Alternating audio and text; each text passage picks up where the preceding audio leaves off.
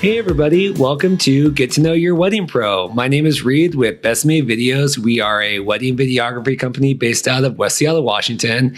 And I am joined today by a guest. I'm really excited. This is one of my former wedding clients, a groom. He and his wife are here. And he is Michael Joers. He works at Ben Bridge as an assistant manager, and he's also a registered jeweler in the American Gem Society. I want to thank you so much for coming in. It's so great to kind of like catch up with you and see you guys. And I follow your shenanigans on Facebook or Instagram all the time. So it's so great to have you in. Why don't you introduce yourself, tell us who you are and what you do. Yeah, my name's Michael Joers. Like you said, I work at Ben Bridge in the Northgate Mall. And I've been there for about 3 years. So, just like helping people find rings and stuff like that. And so you're also a registered jeweler with the American Gem Society. So what does that mean for someone that doesn't know? Yeah, so there's only certain jewelers that can be a part of the American Gem Society. It's ones that have sort of agreed to establish and maintain the standards that are set by the American Gem Society. So it basically boiled down. It's consumer protection and ethics in the jewelry industry. So just making sure that you're always honest and disclosing everything and, being there when people need stuff. And being a registered jeweler means that you've taken like the GIA classes, the Gemological Institute of America, taken those classes, and taken the American Gem Society classes, basically just studying diamonds and gemology, being an expert. So being a registered jeweler just says that you know what you're talking about. So when someone comes in and they see that you're a registered jeweler, they know that they're talking to someone that knows what they're talking about. Yeah, and I've seen that. I'm just so excited to have you come in, A, just because it's you guys, and B, because I do think this is an important vendor that we really haven't, been featured on this podcast before. I mean, weddings happen every day, and, there's not always a videographer and there might not always be a photographer, but there's always going to be some sort of, ring and jewelry to kind of signify that. So I think it's so cool to have you come in. And I think I even remember seeing kind of on your, one of the Instagrams when you got like one of your certificate, past one of your things. And I was like, oh, that's awesome. So how did you kind of backtrack? How did you kind of get involved in all this? I know, when you guys got married, your ring, right? You guys had kind of custom designed that. So kind of go back as far as we needed to go to get started on how you kind of got involved in jewelry and all that. Yeah, so my mother worked in a jewelry store when I was young, and my grandfather owned his own jewelry and watch store. And so it's always kind of just been there in the family. And my little sister's a goldsmith, which is kind of cool. So, it's just everywhere. And I've always liked it. And I studied painting and drawing at UW. And after that, started working at Ben Bridge, where I was able to pursue all of this. And the nice thing is Ben Bridge pays for all of my education too. So I can just keep going with that while I'm doing that. So, it's just always kind of been there, and I enjoy it. It's really, really fun. Yeah. So obviously then you said you studied art and stuff. So you kind of have that creative kind of background too, right? So what is it? I mean, obviously just, family stuff, but like what was the calling for you to kind of get involved in just like, well, this is kind of what mom and dad or whatever did? Yeah, it's hard to explain. It's just one of those things that it's like, it felt right, jewelry, and always liked looking at jewelry. And I actually made jewelry for a while and sold it on an Etsy shop before I started working at Ben Bridge, just because I always had to be in jewelry, in some capacity. And so it's just always been there and been a passion, and it's great to get to do that every day. So what are kind of some common things, and I know you kind of wrote up some notes too about some stuff that you deal with day to day, but what are kind of some common, questions you find yourself answering, for people kind of daily when it's involved, especially with weddings and things, or kind of concerns that people have? Yeah. I mean, the biggest thing is, as far as like finding a place. So there's just so much information out there, especially online and in stores, and everyone you talk to seems to have different ideas about it. So the biggest thing is just finding a jeweler that you trust, somewhere that you can go to, because it's really a relationship that you're establishing. It's similar with like finding a good videographer or something. It's like you're going to always have that, but the difference with the jeweler is you're going to go back there every 6 months or every year to get cleanings and stuff. So it's really important to just find someone you like talking to, and find someone you trust. It's funny when so we got my wife's ring is my mom's. I guess it's my mom's engagement ring, and then my dad had given her some diamonds at some point, and we ended up kind of making it's her own thing, but it's her wedding band now. But it was like, she just wears one ring. Yeah. And it was funny because we had, gone in and they had placed everything and done it. And so I went into this jeweler and it wasn't Ben Bridge, and I won't say who it was, but I go in to pick up her ring and I said, oh, hey, I think I need to start figuring out kind of what band I want to have. And do you guys have anything here? And they were like, and they just like kind of pulled open the drawer and they just had like 5 or 6 things on like a little like plastic Tupperware. And they're like, well, this is kind of what we offer. And I was like, I said, well, that doesn't make me feel very special as a guy. And so I ended up finding another place, and God, we went through, there was like a million different things in online catalogs and stuff. Cause obviously, the main priority is on, the girl and kind of getting her stuff, but the guys also need some love too, right? Absolutely. Yeah. And I think the biggest thing is, a lot of people are apprehensive to go into a store. I think it makes a lot of people, uncomfortable because they just don't know anything about it. So just going in, honestly, and just trying things on, you don't have to feel like you need to buy something that day. Just, being able to be comfortable, go try things on. Because it's hard to just look at pictures of stuff online and kind of imagine what you want, but just being able to see it on the hand definitely gives you a much better idea of what you're looking for. And then, do you guys find too? Yeah, I do think it is kind of intimidating. You kind of see the jewelry store, and it's a little, people just don't walk in there every day. And so, yeah, like you said, you want to encourage people to come in, see what they want. Do you find a lot of people are like getting stuff online nowadays, and is that good or bad? Or do you find like you need to be way more like cognizant about kind of what you're looking at on there? Yeah, I think there's a lot of things to think about when you're purchasing online. I think nowadays still a lot more people, they'll do research online, but they'll end up going to a store to purchase it because you still want to feel it and see it. And a lot of times online, you can't return something if you don't like it, or, so it's a little bit more stress, I think. And you don't know what you're getting when you're getting it online, unless you really, really know you're an expert, which most people aren't.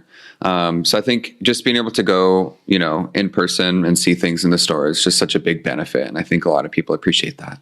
Well, and I also I think, if it looks like it's too good of a deal, like if it looks like it's too good, same thing kind of like with wedding dresses. I think a lot of people think, I'll just get like, that's something I can get online and maybe save some money and get it shipped from overseas or whatever. And rarely have I ever heard like that working out well. Obviously it happens. But. Yeah. Yeah, the biggest thing is I always tell people you get what you pay for. It's like you could be the lucky person that found the deal of the century, but it's probably not true, especially with like diamonds and precious metals and stuff like that. 2 rings can look similar. There'll be a big price difference. The price difference, you might not realize the one online weighs a lot less, or, it's thinner, or, the diamond may not look as good in person or something like that. So yeah, you really get what you pay for when you're getting jewelry. So just kind of be aware of that when you're purchasing.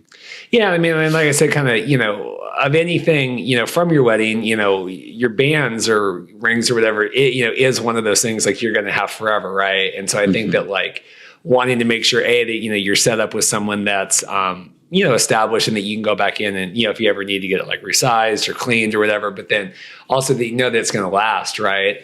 Do you find like, I don't know. Do you find yourself having to like educate people on that and like make sure they know that they can go to you versus like finding something somewhere else? Yeah. Yeah. And I think a lot of it too is, it's just, like I said, there's just so much online, so many things. Like I watch YouTube videos sometimes about like, like diamond secrets or like things to know. And a lot of it is just people's opinions rather than the truth of things, which can be kind of scary. And a lot of people will come in and they'll have read something or heard something. And it's kind of nice to be able to kind of help people like understand what the truth is or the reality, or, certain gemstones people really like, but maybe with their lifestyle, it's not going to hold up to that, but they're not aware of that if they just, buy it from somewhere that's not going to help them understand, the purpose and how everything works. Do you find now, having kind of gone through, the wedding process, Mary, like I always say, like, I feel like I'm a better wedding vendor, like having been married and kind of gone through that. Do you feel like you can kind of like talk with couples like more now, like, you've been in their shoes and kind of gone through that? Yeah. And it helps just to like understanding where they've been and, establishing that relationship too. And, being able to give them tips and tricks that aren't necessarily jewelry related. Be like, oh yeah, make sure you do this, or, so it's always kind of fun to get to talk to them about that. Yeah. So talk about kind of like what your wedding planning experience was like, because I do think it's kind of unique today where, you guys recently were, married back in October of 16, and like, I kind of, we kind of went through that, and, obviously I only got a small part of it, but kind of like, what was it like kind of planning a wedding as, an engaged couple kind of like in the Seattle area? Because I do think like half of our listeners are like vendors and then half are like other people getting married. Yeah. Yeah, I think there was a lot that went into it, and I think it was kind of helpful for my wife Amber that I was in jewelry and also worked in catering too while I was going to college, so I kind of had a leg up on a lot of those things and helping plan that. And as far as Seattle goes, I mean, we looked at so many different venues and tried to figure out where we're going to go, because there's like, do you want your guests to have to walk 6 blocks, through a city to go to something, versus sort of lucked out being able to just get everything all in one place. And and then just so many vendors to choose from. And I was asking my wife Amber on the way over here, like, how did we end up choosing Reed as our, because I was like, I don't really remember, because she kind of looked up most of that and she was like, I think this works. And I was like, yeah, that looks great, but it was just, she was looking it up and finding everything. And, obviously there's a budget that goes in, which is the biggest thing, I think, for weddings is the budget, and you see that in jewelry too. People can't just, get whatever they want. Sometimes they have to like figure out what makes sense. And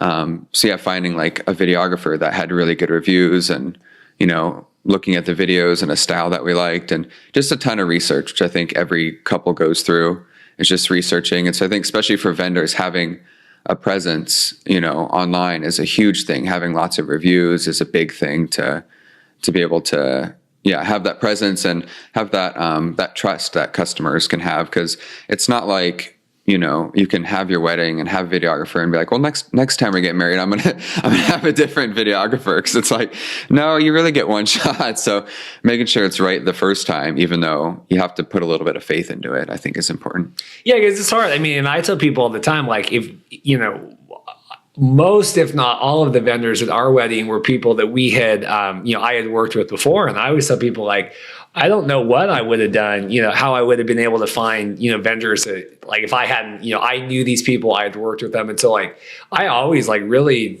I sympathize, with people trying to, you've never met this person from Adam, and maybe you have a phone call, or like, we met, at your venue for, 20 minutes, and you're like, now you got to trust them, to take this football home. I mean, do you, besides reviews and stuff, I mean, I guess, what advice would you have for people kind of like, questions to ask or things to look for their vendors?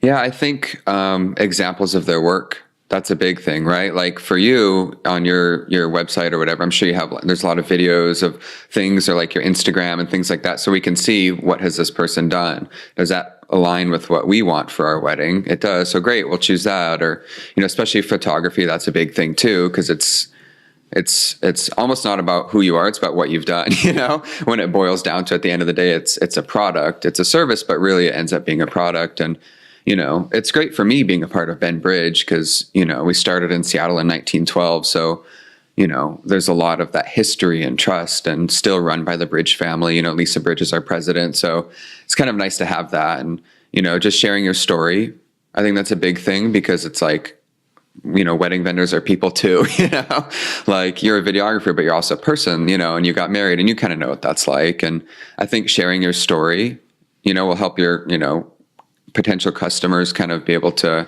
connect with you at a different level, and getting to know them and really caring about their story, I think is important. I want to kind of talk about, as we're talking about kind of your wedding planning, just to share kind of your story about, why you guys got married, where you did, and kind of that whole thing. Because I do think it's awesome, and it's certainly something that's unique. So kind of, I won't set it up too much. Yeah. So like I said, when I was going to college, I worked in catering at the Hotel Decca here in Seattle. And my future wife, who I didn't know at the time, was working at a murder mystery dinner at the same hotel. So I ended up working a lot of those events and catering, and so that's how we got to know each other. And we worked together. We did a lot of the events in this one specific room, which we ended up being able to get married in the same room that we met in, which is kind of cool and probably doesn't happen that often. So yeah, it was a lot of things were a little bit easier knowing venues and the spaces and how catering works and all that. And so we're able to, yeah, figure it out and make it work.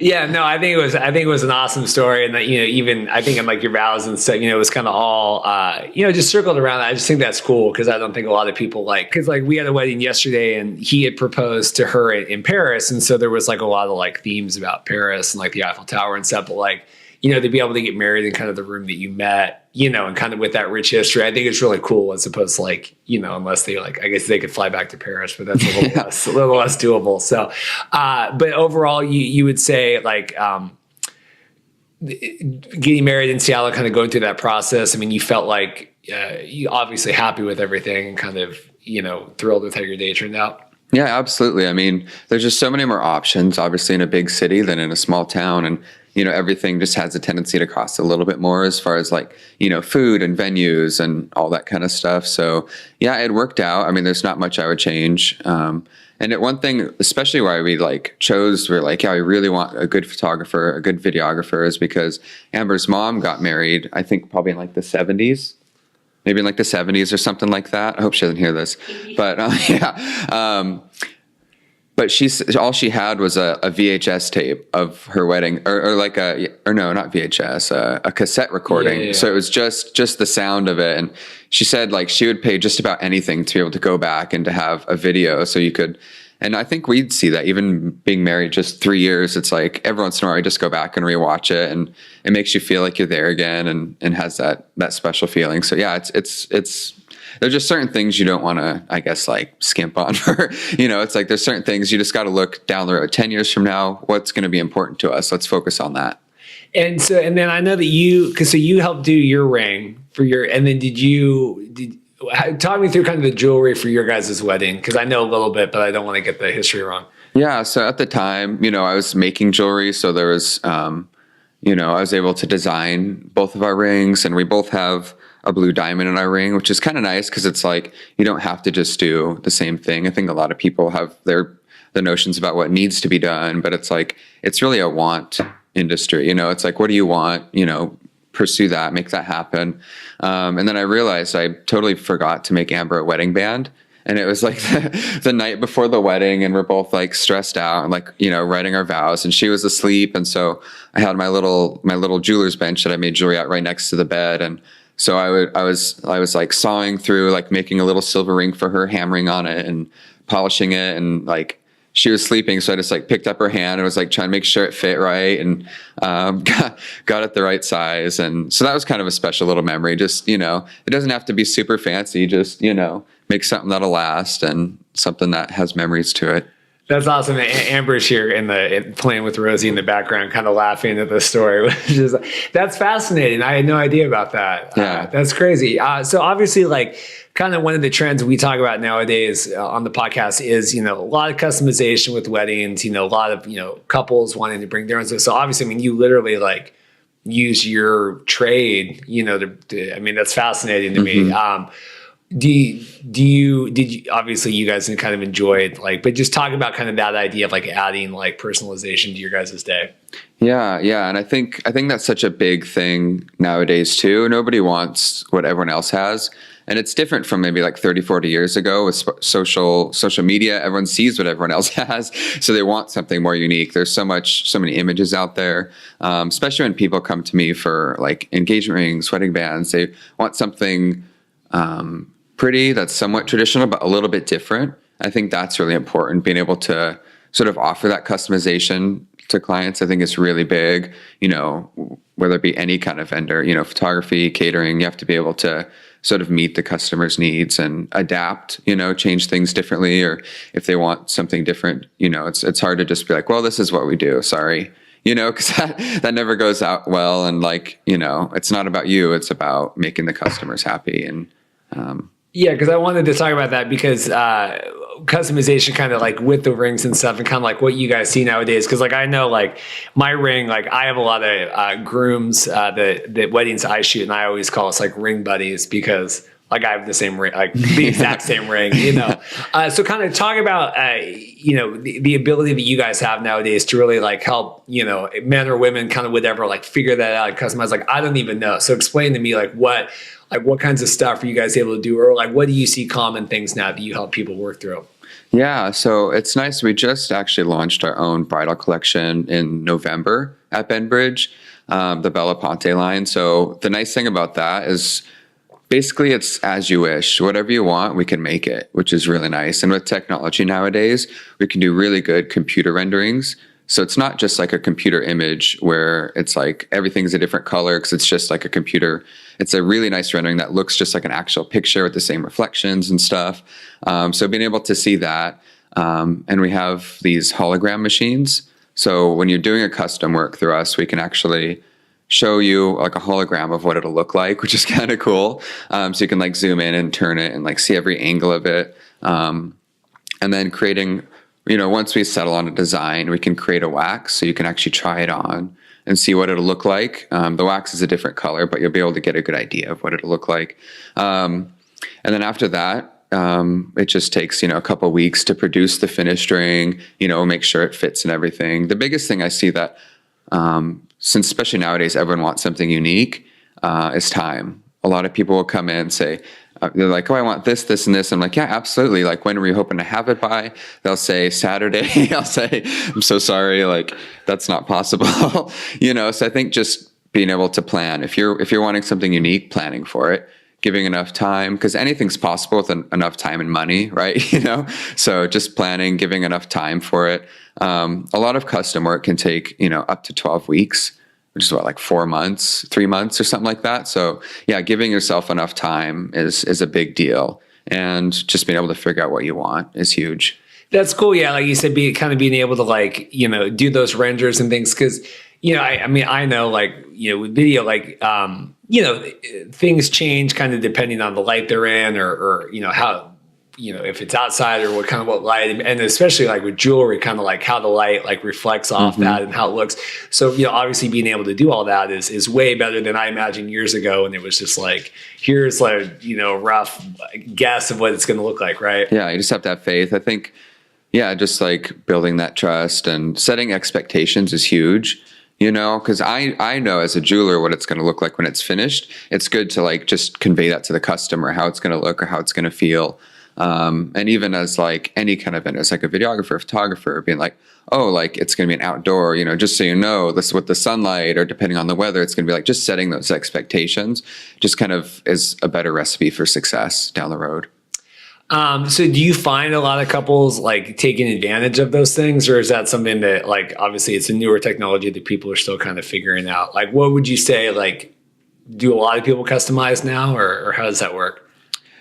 Yeah, I think so. And I think especially with the different metal options like rose gold, yellow gold, white gold, platinum, you know, there's so many options. Somebody will see something and want it in a different metal. And, you know, it was probably a little bit different than it used to be where the, you know, like the person who was proposing would come in and secret and pick out something and not show anything, but couples come in together all the time. It's definitely much more common to see couples walking in than just, you know, that lone person coming in trying to figure everything out. And so I think it's nice. It takes a little bit of stress off the person that's proposing because, you know, you don't know, you know, you're pretty sure they're going to say yes, but you don't know if they're going to like the ring or, you know, so I think there's just so many options. And yeah, I think people take advantage of the customization and, you know, I like this exact ring, but I want it in a different metal. It's like, yeah, perfect. Let's do that. You know, make it easy.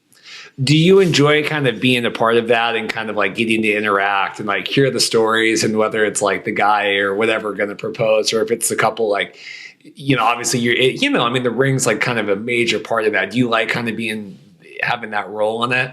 Yeah, it's what it's all about, you know. I mean, you know, being in the jewelry industry, it's not always happy days, you know, like sometimes it'll be somebody bringing in jewelry from like their parents or, you know, a family member that passed away. So it's not always happy. But the great thing is with weddings and engagement, you know, 99% of the time it's a happy thing, you know. So yeah, getting to be a part of that and getting to know the couples and, you know, seeing what they need and, you know, just getting to know them, like where their wedding's at, like who's coming. And I think that's a fun thing. It's not just, you know, just a mechanical process. Like I think a lot of times it can be online, you know, when you're purchasing, from online, you're not really buying from a person. You're not building a relationship. You're just ordering something and it shows up, So I think that's nice, is to build that relationship. And when they come in, you know their name, you can help them. You already know their whole story. So when they come in and they need something, you're that next step closer to being able to help them, which is really great. I think one thing I wanted to talk about is, the whole idea of the blood diamond or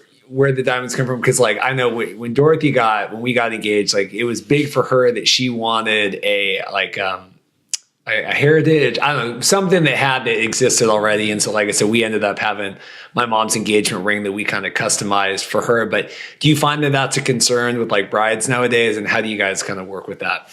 Yeah, I think, there's just so much in the media and online about conflict diamonds and diamonds which is basically any diamonds that fund wars, usually in third world countries, overseas and places like that. The nice thing is, being at an American Gem Society jeweler, we take an oath to never supply any conflict diamonds.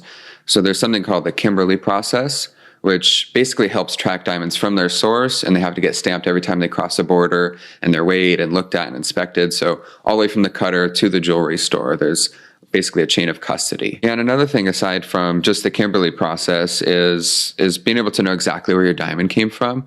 So diamonds have been mined in Canada probably just for about 20 years, which a lot of people aren't aware of, which is kind of cool. So it's a modern diamond mine. It's a lot different, than some diamond mines used to be. The diamonds are tracked all the way from the mine. So when you buy a diamond at Benbridge, part of our Akuma collection, all the Canadian diamonds, you get a little certificate that'll tell you exactly which mine it came from. You can look it up and see when it was mined, what the rough diamond weighed, which is kind of cool. And just knowing that story is kind of nice and kind of puts people at ease a lot, because I think a lot of people are apprehensive because, especially nowadays, you don't want to be funding anything that's not good or is not helping the world. And the nice thing about Canadian diamonds, for instance, is, they create a lot of jobs. They're environmentally responsible. The diamond mines measure the fish populations and caribou populations and make sure that what they're doing is not having an impact on the environment. And when the diamond mine is finished, they kind of put the land back as best they can to the way that it was, which is nice. So I think that's a really important thing, is just realizing that, it's okay to want a diamond. It's okay to have a diamond. It doesn't necessarily say anything bad. It's, it can be a good thing. And just to ask when you go to a jeweler, just make sure that they're aware of what they're doing and they're, being socially, environmentally conscious. No, I think that's a great point. Cause like I said, it ended up working out well, kind of recycling my mom's. And obviously, Dorothy was kind of happy with that, but we didn't know that, right? Yeah. I didn't know, I don't think that she knew that was we didn't know that was a thing. So I think, obviously, people I think nowadays, people just want to do the right thing or not do the wrong thing. And so I think, if you would know we can do this alternative, because, we had looked at doing the ones that they manufacture, right? What are those called? Like a synthetic or lab grown diamond. Yeah. Mm-hmm. So, I mean, we kind of humored that idea. Did you find that that's a common thing people are still doing, or is that kind of taken off? Yeah. I mean, the interesting thing about a lab grown diamond is, the pricing is changing as the years go by because it's easier and easier to produce them. So, you'd say if you bought one now and it's maybe 70% the price of a real diamond, maybe in 10 years, it could be 20%, so it's not necessarily that jewelry is an investment, but just putting your money into something that will last, I think is kind of nice. And, the rarity of a diamond is kind of spectacular. Each one is completely unique, aside from lab grown diamonds, which tend to be much more similar. So you're saying that they aren't going to hold their value as long. That's right. Yeah. Yeah, absolutely. Than something that's, obviously that's natural, right? Yeah. And it's, and I tell people never buy jewelry as an investment, it's just buy something you're going to like and enjoy it. But it is kind of nice to know that you're not putting money into something that has no value or, other than emotional. Yes. Yeah. That's funny. That's a great way to put it. And also, because, kind of going back to the whole, conflict diamonds and all that, do you find having kind of that chain of custody, like you called it, helps people know that what they have is like real or is worth what they think it's worth? Or I mean, do you find that people have a lot of those questions when it comes to like buying jewelry? Like, is this thing legitimate? Is this real? So talk kind of about that, and how do you guys, I mean, obviously Benbridge is going to be like up on, doing the right thing, but like, do you find people getting stuff online or whatever, like run into those issues where like it's not what they think it is, or it's not worth what they think it is? Yeah, I think a lot of times people purchase things online and they, will come into Benbridge and ask us to look at it. And, I'd say sometimes it's not what they thought it was, which is a little bit concerning. There's so many places to go and get things. And I think just having that peace of mind is really big, from the jeweler that you go to, just having that peace of mind, like I said, knowing them, trusting them. It's a relationship, that's going to last for years and years. And outside of just like your wedding jewelry, like going back to someone that knows you, that, knows your style and can help you pick out birthday gifts and anniversary gifts and, other things like that, I think is really, really special. And I think the biggest thing is just doing a little bit of research, and making sure that the company that you're buying from, you trust. Do you guys have kind of an internal philosophy about like, so, kind of like videography, we're kind of capturing whatever, like a florist, they're kind of making it pretty like, where the ring kind of like is like the fundamental part of that. Like, do you guys get really excited about being a part of like that wedding process, and where do you guys see your role kind of in that? And it's a terrible question, but I know what I'm trying to ask. Yeah. Well, I think just us being the experts and having all those years and decades and, centuries of knowledge on things, I think is really, really helpful. And, building something that's going to last, I think, is really important. There's a lot of things, you can buy something in sterling silver with cubic zirconia and it's going to be really pretty, but you may not realize that after a couple of years, you're going to not be able to wear it because all the stones fall out, or, like the stones don't last. Or so, at Benbridge, it's really about just building, quality and standing behind it, which is why we have all of our warranties and making sure that where you're going to go and purchase jewelry from is going to be there, in 10, 20 years is kind of important, and make sure that the warranties make sense and that, you're covered and that they'll take care of you is really, really important. Is that we always want to take care of people. That's kind of paramount to us. So when you're kind of talking about, obviously people setting up a, relationship with their jeweler and, making sure that, they have someone that they can trust, talk about kinds of some of the other things that people can, use you guys for in terms of like, anniversary gifts or, what kind of other options do people have? Yeah, I think a really fun tradition that still carries on today is wedding gifts. That secret gift that like, that the couple will give each other on the wedding day, when they're kind of alone in their getting ready rooms and stuff like that. I think watches, a nice timepiece is a really special thing. And we've been doing watches for over 100 years at Benbridge. So we have, a really great selection, just lots of fun things to find and help pick out something special that they can wear, on the wedding day and then have that memory to take with them for the rest of their lives too. I guess one other thing we should touch on, like you said, being able to, bring jewelry back, and like have it cleaned or whatever. Like obviously, and I don't know the answer to this, but like if someone has like issues with their ring, like, a year later, 2 years later, like what kinds of warranties and stuff, how does that work? I don't know. Cause like Dorothy's is custom kind of set. So I don't know if we even kind of fit into that, but how does that traditionally work? Yeah. It's a little bit different when you go to like a really small, more like mom and pop shop. They might not have the same warranties or something like that, but most jewelry stores will have a 6-month warranty, which if you get, your ring checked every 6 months, they check it off. And then if any of the stones fall out, typically those are covered. That's the way it is at Benbridge. And then there's also a lifetime care plan, which you can add to your jewelry. And then that would basically cover everything like sizing, refinishing for life. So you don't have to ever pay anything out of pocket again. Just having that covered is really nice. And at Benbridge, any Benbridge you go to, or a lot of different jewelry stores, will clean your jewelry for free, even if it's not from there. That's kind of nice. I think a lot of people don't get their jewelry cleaned as often as they should. It's like a teeth cleaning, go every 6 months. But if it's been a couple of years, it might need more work. So it's good to understand that, and that, your jewelry will need work down the road. No matter what metal it's made out of, it's going to need to be fixed and repaired. Stones might come out. So just good to understand that needs to happen. And a great way, because I know that not everybody listening to this will necessarily be, in an area where there's a Benbridge, is you can always go to the American Gem Society website and they have a little tab called Find a Jeweler. And you can go in there, put in like your zip code, and they can help you find a jeweler in your area that's part of the American Gem Society. So someone that's trusted, that's been around. And you can even see the names of everyone who's a registered jeweler who's done that training. So you can go to that store and ask for that person, which is kind of cool, so that way you're talking to someone that is knowledgeable and will take care of you. Yeah, and I did want to make sure we kind of like highlighted kind of all the specifics, that you guys had to do to like be certified for that. So like, just walk us through that process a little bit. I know we talked a little bit about the certification at the beginning, but kind of like, what does that mean and how intensive kind of was that to go through?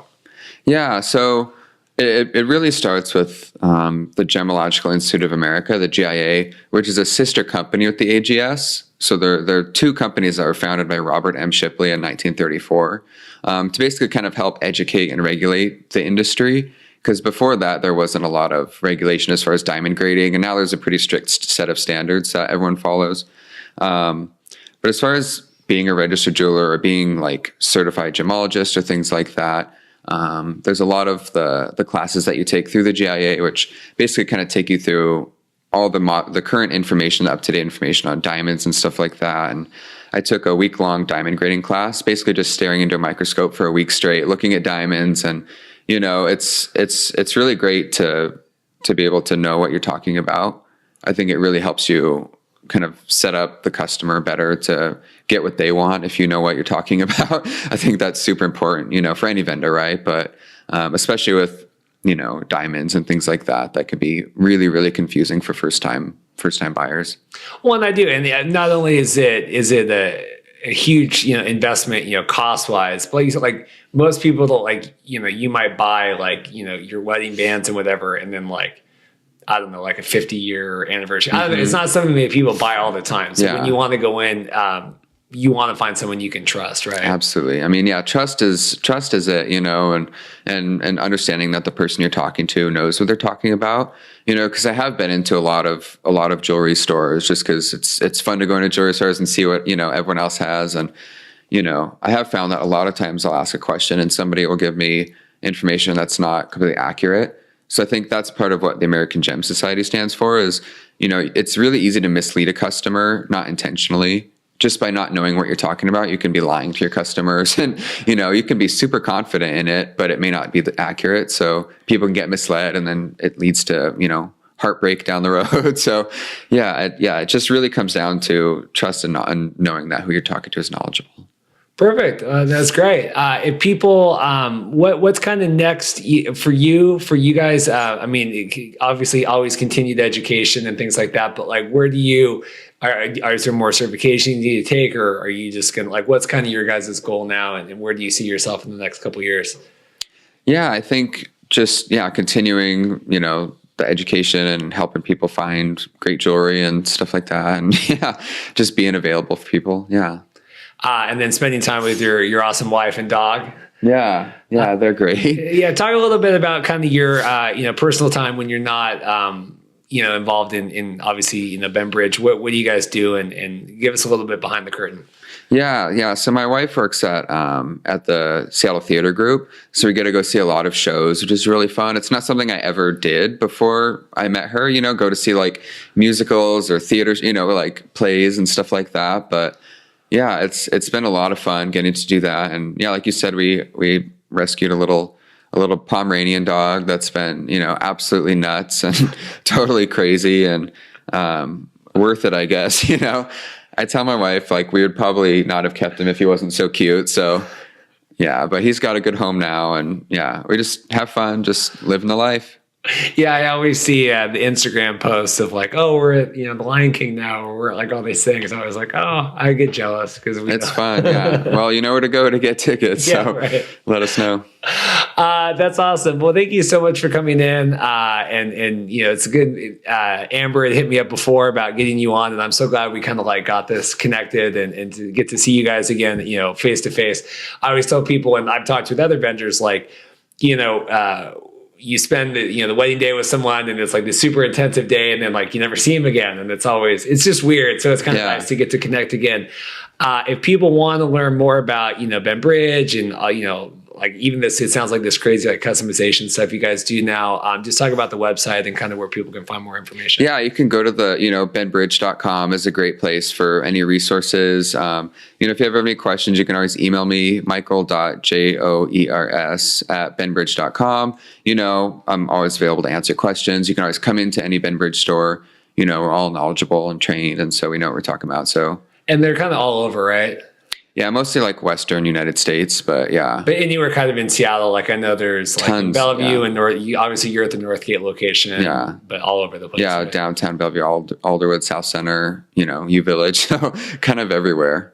Perfect. And before we go, I want to make sure I know it. So this is, we're going into our second year of the podcast now. This is actually episode 52, I think will be. And so if people want to set up, maybe if you're a vendor and you're interested in coming on the podcast, I've set up a great link at www.bestmadevideos.com/podcast guest, which is a really easy questionnaire. You didn't have to fill it out because I knew who you were. And if you are any support, if you want to like and subscribe the podcast and leave a review, I have a website, bestmadevideos.com/subscribe would be a great way to just show some support for the podcast. Again, this is our second year of doing it now and meeting a lot of vendors and stuff like Michael here. So thank you so much for coming in. One quick story before we go. If I haven't rambled on long enough, for the first 2 years at the wedding show, Dorothy and I were across from the Benbridge booth at the wedding show, and so for 2 days we sat there, and that's all we hummed in our head for 2 days when we were talking to guests was the diamond people. So I always have a tender place in my heart for Benbridge. So thank you so much for coming on. This has been another episode of Get to Know Your Wedding Pro. Check back next week for another wedding vendor interview. Thanks so much. Thanks.